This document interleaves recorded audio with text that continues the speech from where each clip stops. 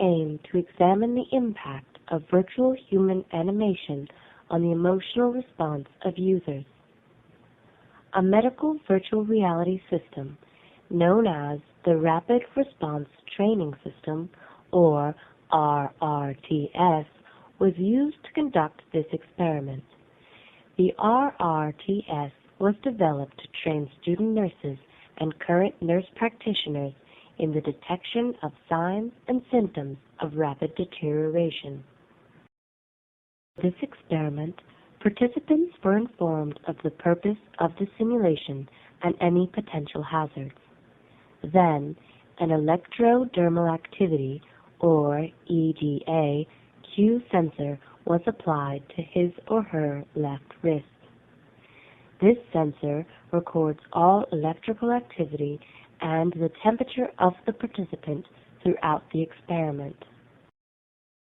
The participant then filled out a series of questionnaires.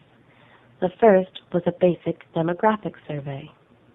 This was followed by the Octet Interpersonal Complex Item Pool, or the 8-IPIP IPC.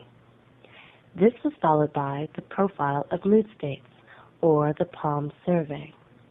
The personality and mood surveys were used for cofactor analysis. The final survey before training was the Baseline Positive and Negative Affect Questionnaire, or PANS. After the surveys were complete, the participant was led by the experimenter through the training protocol. This is a hands-on walkthrough of the various system capabilities and interactions. After the participant was well acquainted with the environment, they could begin the simulation in the first time step. There are 4 distinct phases in the RRTS. These are referred to as timestamps. As the timestamps progress, the condition of the virtual patient declines. This is reflected in both the vital signs and the appearance and behaviors of the patient. All representations were based off of real patient data.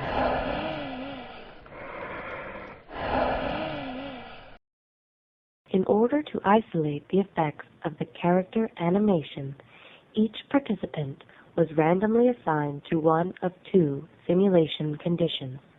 The first condition was the dynamic animation condition. In this condition, the virtual agent is fully animated. This means he exhibits facial morphs, texture changes, and movement of the upper torso, appendages, and head.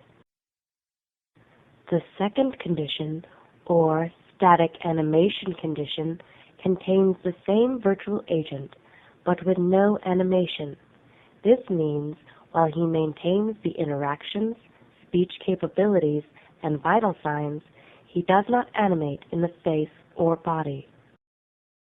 During each timestamp, the participant must interact with the patient in a number of ways. First, the participant may apply instruments to the patient to gather medical information.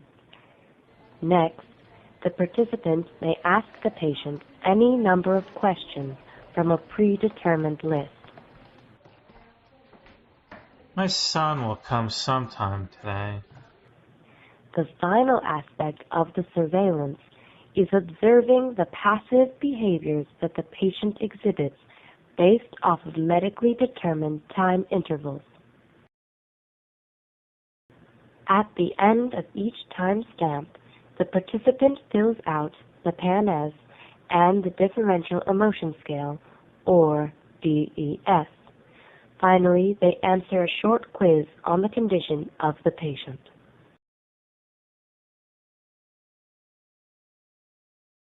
Together, the participants' data reflect a clear portrait of their emotional journey through the simulation. By comparing the 2 conditions, we can determine the impact of just the virtual human's animation. The difference in these 2 conditions is clear.